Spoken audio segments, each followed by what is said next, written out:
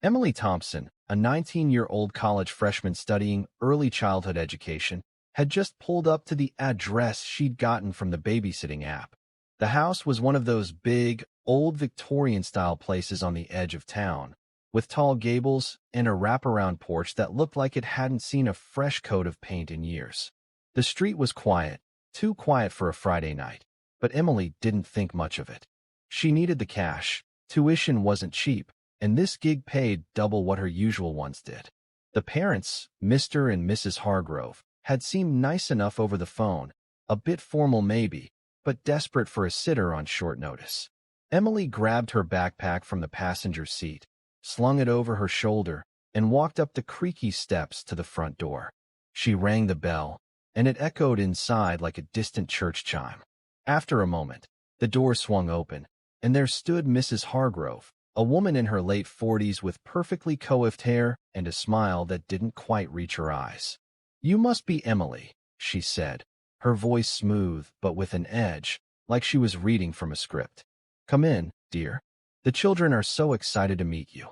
Stepping inside, Emily felt a draft hit her, even though the door closed quickly behind her. The foyer was dimly lit by a chandelier that flickered slightly, casting shadows on the walls lined with old photographs in ornate frames. The air smelled faintly of mothballs and something sweeter, like vanilla candles that had burned out hours ago. Mr. Hargrove appeared from the living room, a tall man with a neatly trimmed beard and glasses that reflected the light oddly. He shook Emily's hand firmly. "We're just heading out to dinner and a show. Should be back by midnight. The kids are upstairs playing. Lily's 6, and Tommy's 8. They're good kids, no trouble at all." Emily nodded, taking mental notes. "Any allergies or bedtime routines I should know about?" Mrs. Hargrove waved a hand dismissively. "Oh, nothing special. Just make sure they eat their dinner. It's in the fridge, and get them to bed by 9. No screens after 8. And if they ask for stories, keep it light. No scary stuff." She laughed, but it sounded forced, like she was trying too hard. Emily noticed the woman's nails were painted a deep red, chipped at the edges, as if she'd been picking at them nervously. The couple grabbed their coats and headed out, leaving Emily alone in the house. She called up the stairs, "Lily? Tommy? I'm Emily, your babysitter for tonight." There was a pause, then the sound of footsteps pattering down the hallway above. 2 kids appeared at the top of the stairs, a little girl with pigtails and a frilly dress, and a boy in jeans and a striped shirt. They looked picture-perfect, like kids from a 1950s catalog. But their eyes, something about their eyes seemed off, too wide, too unblinking. "Hi," Lily said softly, her voice like a whisper on the wind. Tommy just stared, then smiled shyly. Emily led them downstairs to the kitchen, where she heated up the mac and cheese from the fridge. The kids ate quietly, not making a mess, not complaining. Almost too well-behaved. "So, what do you guys like to do for fun?" Emily asked, trying to break the ice. Lily looked up, her fork paused midair. "We like playing hide and seek in the attic. But Mommy says not to go up there." Tommy nodded solemnly. "And we like looking at the old pictures. The ones with Grandma and Grandpa." After dinner, they played board games in the living room. The house creaked occasionally, like old houses do, but Emily chalked it up to settling foundations. As 8 o'clock rolled around, she suggested a movie, a kid-friendly animated one about talking animals. The kids sat on the couch, transfixed, but every now and then, Emily caught them glancing at her, as if sizing her up. It was unsettling, but she pushed the feeling aside. Babysitting gigs could be weird sometimes. Kids had imaginations. Bedtime came, and Emily tucked them in upstairs. Lily's room was pink and frilly, with dolls lined up on shelves like silent watchers. Tommy's was blue, with model airplanes hanging from the ceiling. "Good night," she said, flipping off the lights. But as she closed the doors, she heard a faint giggle from behind one of them. Shaking her head, she went back downstairs to study for her psych exam. The living room was cozy enough, with a big fireplace and more of those family photos on the mantel. She picked up one absent-mindedly, a black-and-white shot of the Hargroves on their wedding day, looking young and happy. Time passed slowly. Around 10, Emily heard footsteps upstairs again. Sighing, she went to check. The kids' doors were still closed, but when she peeked in, they were both in bed, eyes shut, breathing evenly. Must have been the house settling, she thought. Back downstairs, she scrolled through her phone, texting her roommate about the creepy vibe. These kids are like little angels, but the house gives me the chills, she typed. That's when things started getting strange. First, it was the TV flickering on by itself, tuning to static before she turned it off. Then, a cold spot in the kitchen, like someone had left the freezer open. Emily rationalized it. Old wiring, drafty windows. But then she heard the giggling again, this time from the basement door, which was slightly ajar. Lily? Tommy, she called, her heart picking up pace. No answer. She locked the door, just to be safe. To distract herself, Emily wandered back to the living room and started looking at more photos. There was one of the family at a picnic. Mr. and Mrs. Hargrove, Lily in pigtails, Tommy with his striped shirt. They looked exactly like the kids upstairs.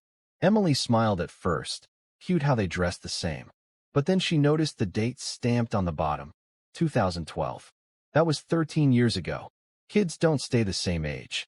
Her brow furrowed. Maybe it was a recreation photo or something. She picked up another frame. The kids on Halloween, Lily is a princess, Tommy is a pirate. Date, 2010. Another. Christmas morning, same outfits, same ages. 2009, Emily's stomach twisted. This couldn't be right. She rifled through more photos on the shelves, birthdays, vacations, all showing Lily and Tommy looking identical, never older than 6 and 8. The most recent one was from 2015, a family portrait where the parents looked just as they did tonight, but the kids, still the same. Panic started to set in. Emily's mind raced. Were these adopted kids? No, the resemblance was too strong. Maybe the photos were fakes, some weird family tradition. But why? She pulled out her phone and searched the Hargroves' names online, her fingers trembling. The first hit was an old news article from 2015. Tragic house fire claims lives of 2 children in Ohio suburb. Her breath caught. The article detailed how Lily and Tommy Hargrove, ages 6 and 8, had perished in a blaze started by faulty wiring while their parents were out at dinner. The parents survived, but were devastated. There was a photo, the same kids, same faces. Emily dropped her phone, the screen cracking on the hardwood floor. This had to be a joke, right? Some elaborate prank. But the kids upstairs, they were real. She'd touched their hands, felt their warmth. Or had she? Thinking back, their skin had been cool, like they'd been outside. And their eyes, those unblinking stares. Ghosts? No, that was crazy. People didn't babysit ghosts. She crept upstairs, heart pounding like a drum. Pushing open Lily's door, the bed was empty, sheets rumpled. Tommy's room, same thing. Kids? She whispered, voice shaking. A giggle echoed from the attic stairs at the end of the hall. The door was open now, though she swore it had been locked earlier. Swallowing hard, Emily climbed the narrow steps, the air growing colder with each one. The attic was dusty, filled with boxes and old furniture covered in sheets. In the corner, under a single bulb, sat Lily and Tommy, playing with antique toys, a porcelain doll, and a wooden train. You shouldn't be up here, Emily said, trying to sound authoritative. But her voice cracked. Tommy looked up, his eyes gleaming in the dim light. We live here, he said matter-of-factly. Lily nodded. We've always lived here, even after the fire. Emily backed away, her mind reeling. The fire? That was years ago. You died. The kids stood up slowly, their movements too fluid, too silent. Mommy and Daddy don't like to talk about it, Lily whispered. They pretend we're still alive. They bring sitters like you to watch us, so they can go out and forget. Forget what? Emily asked, though she didn't want the answer. Tommy smiled, but it wasn't a child's smile. It was something older, sadder. That they started the fire. To collect the insurance. But we didn't want to go. So we stayed. Emily turned to run, but the attic door slammed shut behind her. The bulb flickered, casting shadows that danced like flames. She banged on the door, screaming for help, but the wood was solid, unyielding. From behind her, the kids' voices blended into a sing-song chant. Play with us, Emily. Stay with us forever. Downstairs, The front door opened hours later. Mr. and Mrs. Hargrove returned, hanging up their coats. The house was silent again. Mrs. Hargrove glanced at the living room, where Emily's backpack still sat. "Another one gone," she sighed. Mr. Hargrove nodded. "We'll find a new sitter tomorrow. The kids need someone to watch them." Up in the attic, Emily huddled in the corner, listening to the giggles that never stopped. The photos on the walls downstairs would soon have a new addition, a faded shot of a young woman with wide, unblinking eyes, forever part of the family. But wait, that's just the beginning of how it all unraveled. Let me take you back a bit further, because to really understand the horror, you need to know the full story. The Hargrove family wasn't always like this. Back in the early 2000s, they were your typical American dream. Good jobs, nice house, two perfect kids. Mr. Hargrove worked as an insurance agent. Ironic, right? And Mrs. Hargrove was a schoolteacher. Lily was born in 2007, Tommy in 2005. From all accounts, they were happy. Neighbors said they threw barbecues, decorated for holidays, the whole 9 yards. But things started going south around 2014. Financial troubles hit hard. Mr. Hargrove's firm downsized, and he lost his job. Bills piled up, the mortgage loomed. Whispers around town said they were drowning in debt. That's when the idea crept in, or so the rumors go. A house fire, blamed on bad wiring, common in those old Victorians. Insurance payout would cover everything, set them up for life. But they didn't count on the kids being home alone that night. Or did they? The fire department's report, which I dug up later, well, not me, but investigators, said the blaze started in the basement, near the electrical panel. Accelerants were found, but it was ruled accidental at first. The parents were at a dinner date, alibi solid. Lily and Tommy were upstairs, asleep. Smoke inhalation got them before the flames did. Tragic, heartbreaking. The community rallied, fundraisers, casseroles. But some folks noticed the Hargroves didn't grieve like normal parents. They stayed in the house after it was repaired, didn't move. And they kept the kids' rooms exactly as they were. Fast forward to 2016. The first babysitter disappearance. A high school girl named Sarah, hired through a local ad. She vanished that night. Police found her car outside, keys in the ignition, but no sign of her. The Hargroves said she left early, seemed fine. Case went cold. Then in 2018, another one, college kid like Emily, named Mia. Same story. Car left behind, no trace. By 2020, word got around. No local sitters would take the job. That's why they switched to apps, pulling from farther away. Emily didn't know any of this when she accepted the gig. She was from the next town over, hadn't heard the rumors.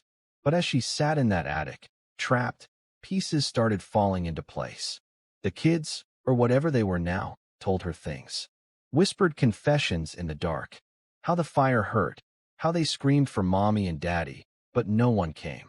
How they woke up after, not in heaven, but right back in the house, invisible at first. The parents ignored them, pretended they weren't there.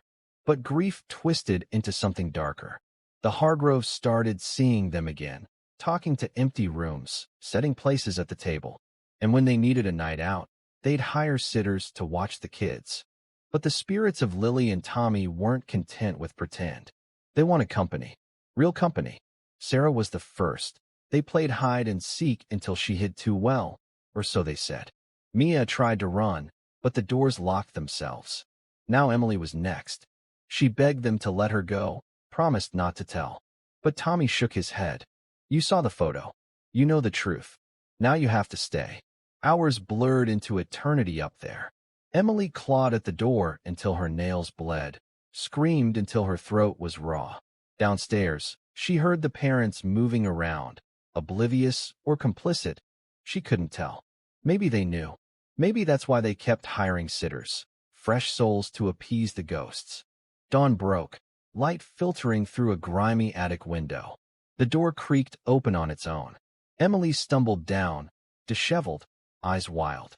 The kids were back in their beds, asleep. The Hargroves were in the kitchen, sipping coffee like nothing happened. Rough night, Mrs. Hargrove asked with that same fake smile. Emily grabbed her things and bolted, driving home in a daze. She tried to tell people, the police, her friends. But who believes a story like that? Ghost kids? Come on, Emily, you must have dozed off. The Hargroves denied everything, said she left early. But Emily knew. She saw the photo again in her mind, the dates, the unchanging faces. Months later, she couldn't shake it. Nightmares of giggles and flames. She researched more, found forums where others whispered about the house. One post from an anonymous user. I babysat there in 2022. The kids aren't real. Get out while you can. Emily replied, but the account was deleted. Then, one night, her phone rang. Unknown number. She answered, heart racing. A child's voice. Come play with us, Emily. We miss you. She hung up, smashed the phone. But the giggles followed her in the dark. That's the thing about houses like that. They don't let go. The Hargroves still live there, still hire sitters. And somewhere in the attic, Lily and Tommy wait, forever young, forever hungry for company. If you get a gig offer from them, turn it down. Because once you see the photo, once you realize, it's too late. But let's dive deeper into Emily's experience that night, because the devil's in the details, and those details are what make your skin crawl. When she first arrived, the house didn't just feel old, it felt alive. The walls seemed to breathe, expanding and contracting with each gust of wind outside. Emily noticed little things at first. A clock on the wall that ticked backward for a second before correcting itself. A mirror in the hallway that reflected her image just a beat too slow, like a lag in a video call. During dinner, the kids ate mechanically, chewing each bite the exact same number of times. Emily asked Lily about school. What grade are you in? The girl paused, fork hovering. First grade, she said. But wait, if she was 6 in 2015, that didn't add up. Emily brushed it off, thinking maybe homeschooling or something. Tommy talked about his favorite toy, a red fire truck. It makes sirens, he said, mimicking the sound softly. The irony hit Emily later, but at the time, it was just cute. The board game they played was Monopoly, but an old edition, yellowed with age. The kids knew all the rules, landing on properties like pros. When Emily landed on Boardwalk, Tommy said, "You owe us everything." His tone was playful, but his eyes, cold. After the movie, as she tucked them in, Lily grabbed her hand. "Don't leave us," she whispered. Emily laughed it off. "I'm just downstairs, sweetie." Alone in the living room, Emily's curiosity got the better of her. The photos weren't just on the mantel, there were albums in a drawer. She flipped through one labeled Family Memories 2005 to 2015. Page after page of Lily and Tommy, always the same height, same smiles. No baby photos after 2015, no growth spurts. Then she found the newspaper clipping tucked in the back, the fire article. Children perish in blaze, parents devastated. A quote from Mrs. Hargrove. Our angels are gone, but they'll always be with us. Emily's blood ran cold. She Googled the address. More hits. A paranormal blog post from 2017 about haunted Ohio homes. The author claimed to have visited, heard children's laughter in empty rooms. Comments from skeptics, but one stood out. I knew the family. The parents aren't right in the head. They act like the kids are still alive. That's when the footsteps started. Not just creaks, distinct patters, like bare feet on wood. Emily checked the kids, sleeping. But as she closed Tommy's door, she saw a shadow dart across the wall, child-sized.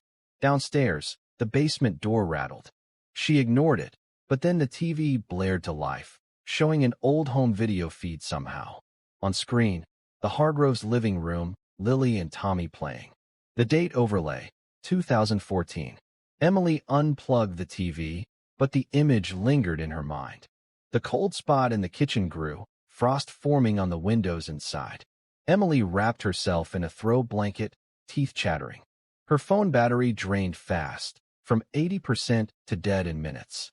No calling for help. Then the giggling, from the vents, the walls, everywhere.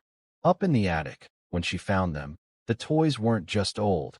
They were charred at the edges, like survivors of the fire. Lily's doll had melt marks on its face. We hid here during the fire, Tommy explained calmly. But the smoke found us. Emily asked why they stayed. Because Mommy and Daddy need us. They feel guilty. We make them remember. The door locking, was it the kids? Or the house itself? Emily pounded until her fists bruised. The kids watched, unperturbed. Sarah screamed too, Lily said. But she stopped after a while. They told stories of the other sitters. Sarah trapped in the basement, Mia in the closet. They play with us now, Tommy added. Invisible friends. When the door opened at dawn, Emily ran, but not before seeing the parents' faces. Knowing smiles, like they expected this. Drive safe, Mr. Hargrove called. Back home, Emily changed.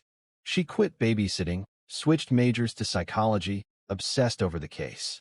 She drove by the house once, saw the kids in the window, waving. She never went back. But the call started. Giggle-filled voicemails. Come back, Emily. She moved states, but the dreams followed. Flames, photos, eternal children. If you're listening, heed this. Some families hide secrets deeper than graves. And some kids never really die. They just wait for someone new to play with. To make sure you get the full picture, let's talk about the investigation that followed Emily's escape. She went to the police the next day, shaking, showing them the cracked phone screen with the article still open. The officer, a grizzled guy named Detective Ramirez, listened politely but skeptically. Ghosts, huh? That's a new one. But he promised to check it out. Ramirez drove to the Hargrove house that afternoon.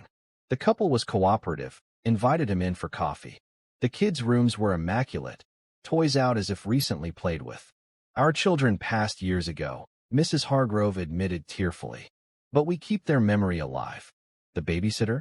She seemed fine when she left. No sign of foul play. But Ramirez noticed the photos, all pre-2015, and the attic door slightly ajar. Digging deeper, he found the missing sitter's files.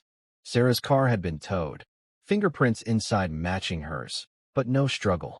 Mia's phone last pinged at the house. Similar stories from two more girls in 2019 and 2023 vanished, cases cold. All hired by the Hargroves. Ramirez interviewed neighbors. One elderly woman, Mrs. Patel across the street, whispered, I hear laughter at night. Children's laughter. And screams sometimes. Another said the Hargroves never aged, looked the same as a decade ago. Stress? Or something supernatural? A paranormal team got wind, visited with permission. EMF meters spiked in the attic, voices on recordings, play with us. Orbs and photos. They concluded the house was haunted by residual energy or intelligent spirits. Emily testified anonymously in a reopened investigation. But without bodies, no charges stuck. The Hargroves lawyered up, claimed harassment. Today, the house stands, for sale now after the scrutiny. But buyers back out, cold spots, giggles. Emily? She's okay mostly. Therapy helps. But she avoids family photos, old houses. And if her phone rings unknown, she lets it go to voicemail. Stories like this remind us, not all horrors are make-believe. Some lurk in plain sight, behind smiling faces and dated photos. Sleep tight, and if you babysit, always check the dates. Wait, I know that's a lot, but to really nail down why this story chills to the bone, let's break down the psychology of it all. The Hargroves weren't monsters at first, just desperate people. Debt can break anyone. The fire was meant to be small, controllable, but it spiraled. Guilt ate them alive, manifesting as denial. They recreated the kids' lives, hiring sitters to maintain the illusion. But the spirits? That's where it crosses into the unknown. Are they vengeful ghosts, or hallucinations shared by the grieving? Emily's realization in front of that photo was the turning point. Seeing the unchanging faces clicked everything into place. The kids' behaviors, too perfect, too dated. Their clothes from another era, toys obsolete. The house preserving them like a time capsule. In the attic, as they confessed, Emily saw burns on their arms, faint but there. It hurt, Lily said. But now we don't feel pain. Just lonely. Escape came, but at a cost. Emily's sanity frayed. She saw therapists who diagnosed PTSD. But deep down, she knew it was real. The moral? Don't ignore red flags. Weird photos, cold drafts, perfect kids, run. And if you're a parent, hug your kids tight. Because some families lose them and never let go.